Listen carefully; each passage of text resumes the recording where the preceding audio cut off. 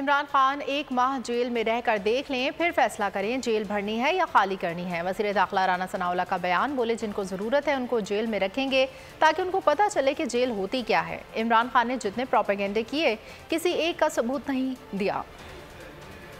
और इमरान खान साहब को मेरी कोशिश होगी कि मैं उसी सेल में इनको बंद करूं जिस सेल में इन्होंने मुझे 6 माह रखा है। जिनको हमने जेल में रखना है ना, उतनी कैपेसिटी है। वो कैपेसिटी जो है वो मैं देख रहा हूँ, हमने उस कैपेसिटी का बंदोबस्त कर लिया है। रखने तो हमने अपनी मर्जी से है ना जिनको रखना है, जिनको ज़रूरत है ना रखने की, ताकि उनको पता चले कि जेल क्या है।